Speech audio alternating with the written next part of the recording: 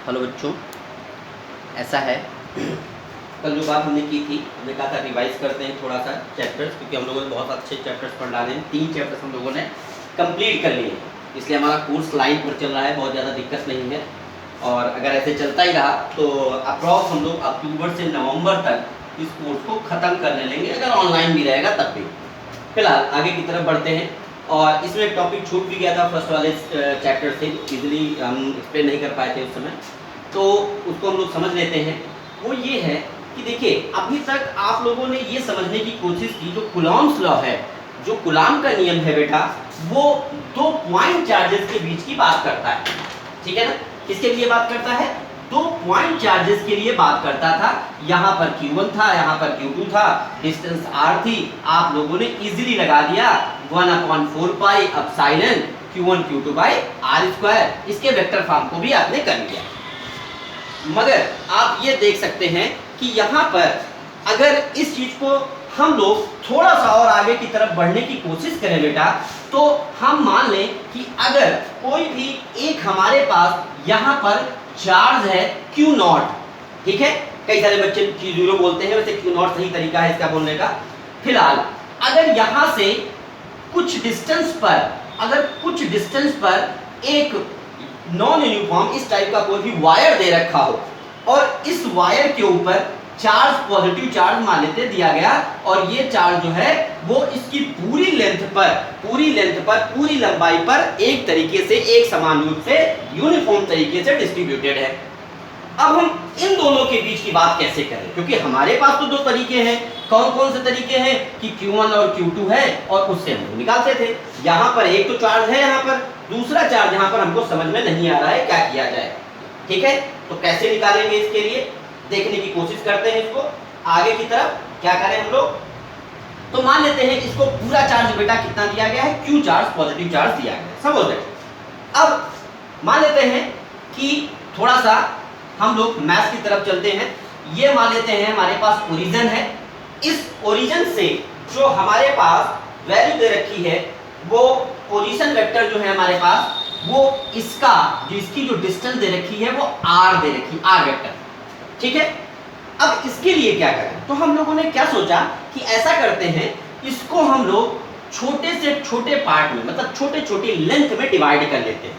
इस जो छोटी सी लेंथ में हमने इसको डिवाइड किया, अब इसके ऊपर चार्ज कितना है? मान लेते हैं कि इसके ऊपर चार्ज जो है वो dq, कितना चार्ज है? dq चार्ज है। और इसके लिए इस पर जो लेंथ है, ये लेंथ कितनी दे रखी है? dl लेंथ के लिए बात कर रहे हैं। ठीक है? अब यहां से मान लेते हैं इसकी जो डिस्टेंस दे रखी है वो r डैश दे रखी है। ठीक? अब इसके लिए हम लोग फॉर्मूला आगे की तरफ बनाते हैं कि इसके लिए फार्मूला हम लोग कैसे बनाएंगे। ठीक? तो फार्मूला बनाते हैं, देखते हैं क्या कर सकते हैं। तो सबसे पहले आपको पता होगा इस चार्ज और इस चार्ज, मतलब dq चार्ज के बीच की डिस्टेंस हमको पता होनी चाहिए, है ना? तो आप लोगों को पता होगा ये r डैश है, ये r है, और इससे यहाँ तक की डिस्टेंस अगर निकालना चाह रहे हैं तो आप लोगों को बताने की जरूरत नहीं है, r माइनस r डैश होती है। ठीक है? आपको पता होगा, हम लोगों ने वेक्टर में इसको किया था। तो यहाँ से जब छोटे से पार्ट के लिए हम लोग निकाल रहे हैं, कूलॉम्स लॉ लगा रहे हैं, तो उस कूलॉम्स लॉ को लगाने के लिए हम लोगों ने छोटे से फोर्स के लिए भी बात करेंगे, तो dF हो जाएगा। तो ये फार्मूला बनेगा 1/4 पाई एप्सिलॉन Q1 Q2 होता है, Q1 की जगह पर क्या रख सकते हैं? Q0, और Q2 की जगह पर dq रखेंगे, है ना? और वेक्टर फॉर्म में अगर इसको करते तो आपको याद है कल हमने बताया भी था वेक्टर फॉर्म। तो ये क्या बनती थी हमारे पास? r vector minus r dash vector, और नीचे क्या था? क्यूब था शायद, मॉड में, है ना?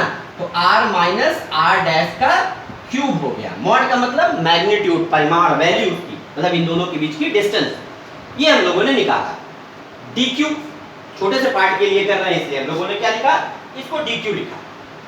ठीक है? हमने आपको बताया था इसकी लीनियर चार्ज डेंसिटी, याद होगा आप लोगों को? देख लेते हैं फिर से एक बार, लीनियर चार्ज डेंसिटी। ठीक है? लीनियर चार्ज डेंसिटी की बात करते हैं। तो लीनियर चार्ज डेंसिटी या रैखिक आवेश घनत्व, हिंदी में क्या बोलते हैं? रैखिक आवेश घनत्व। इस रैखिक आवेश घनत्व को लैम्डा से लिखते थे। ठीक है? इसको किससे लिखते थे बेटा?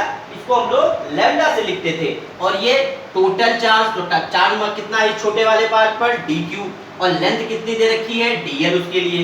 तो यहाँ से dq इक्वल टू क्या लिख सकते हैं लैम्डा इंटू dl, है ना।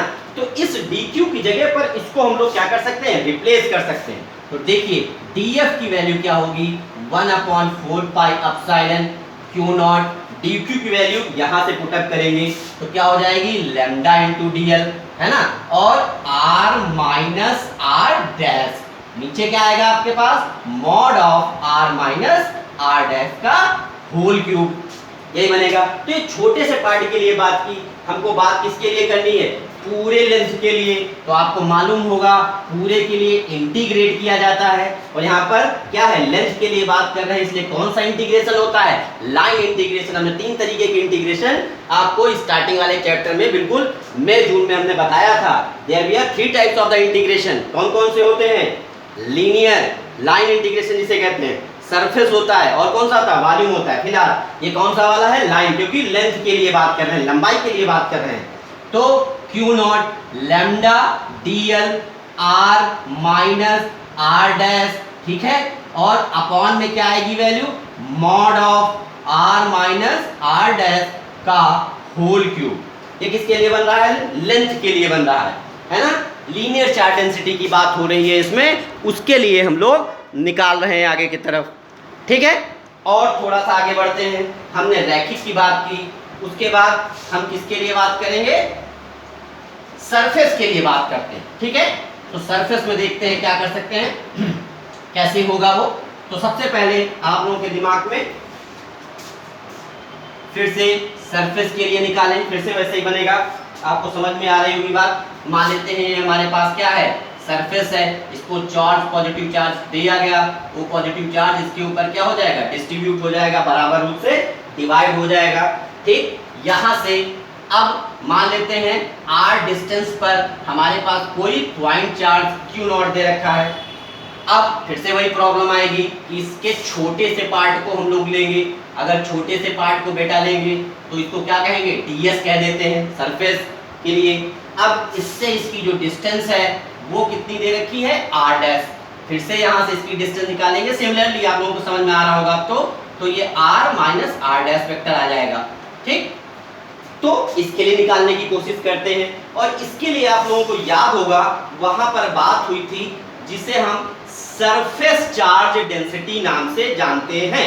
किसे कहते हैं सरफेस चार्ज डेंसिटी, या क्या बोलते थे हम लोग उसके लिए वैल्यू होती थी पृष्ठ आवेश घनत्व, शायद यही होता था पृष्ठ आवेश घनत्व। इसको लिखते थे हम लोग सिग्मा से, है ना। तो ये होता था क्या होता था हमारे पास dq अपॉन ds, यही होता था टोटल चार्ज, यही होता था dq upon ds total charge upon.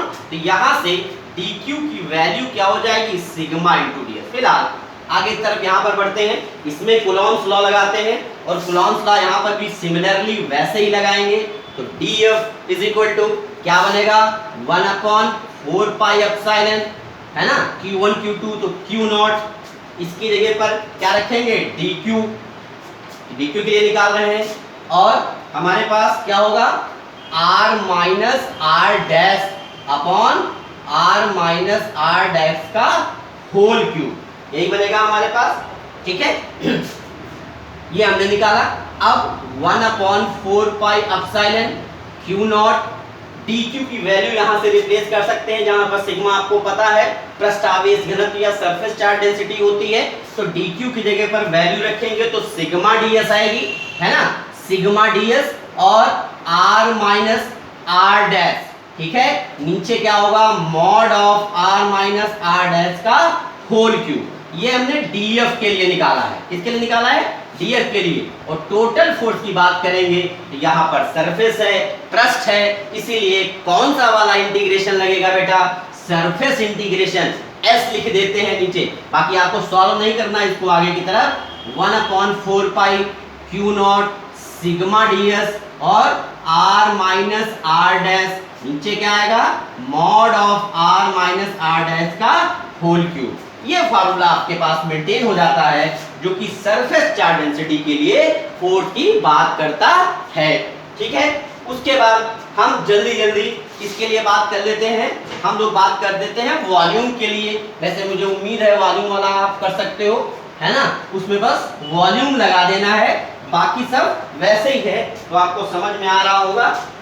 बहुत जल्दी जल्दी उसको भी समझ लेते हैं। यहाँ पर वॉल्यूम के लिए बात करते हैं, छोटे से वॉल्यूम के लिए बात करेंगे। ये Q हो गया हमारे पास छोटे से वॉल्यूम के लिए, तो इसको क्या कहेंगे, dV कहेंगे। क्या कहेंगे, dV, है ना। यहाँ से यहाँ तक की डिस्टेंस R, यहाँ से यहाँ तक की डिस्टेंस R डैश, तो ये वाली डिस्टेंस क्या होगी, R माइनस R डैश, ठीक है, ये हमारे पास होगी। अब फिर से मैं आपको याद दिला दूं, वॉल्यूम चार्ज डेंसिटी, वहां पर उसको क्या नाम दिया गया था, वॉल्यूम चार्ज डेंसिटी, ठीक है, या क्या नाम दिया गया,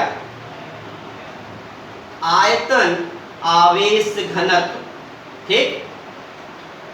किससे लिखते थे उसको हम लोग, शायद रो से लिखते थे, टोटल चार्ज अपॉन dV। यहां से dV की वैल्यू निकाल सकते हैं, रो इंटू dq, और सॉरी रो इंटू क्या हमारे पास था, हाँ dV, ठीक है, और इधर क्या था, dq, ठीक है, dq इज इक्वल टू ये आ जाएगा।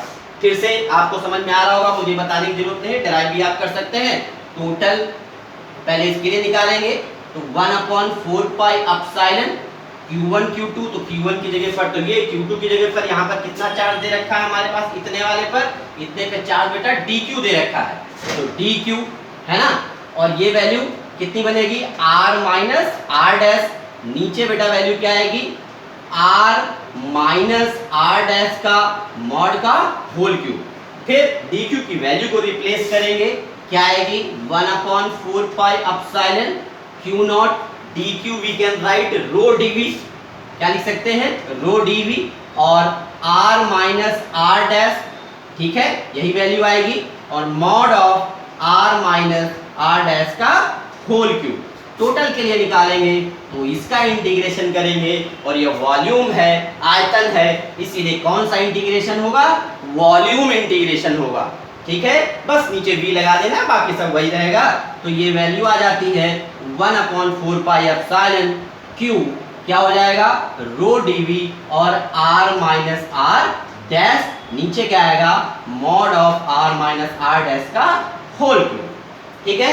इतना आप लोग देखें और समझें, अगर कोई प्रॉब्लम आती है तो मुझे बताएं, और अगर नहीं आती है तो दैट्स गुड, तो इसको आप करें।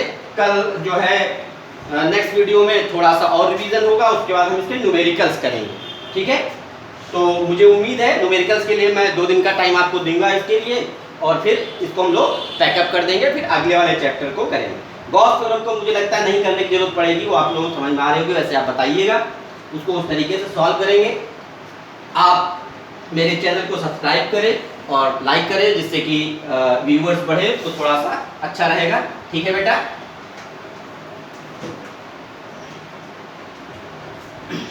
Okay, thank you.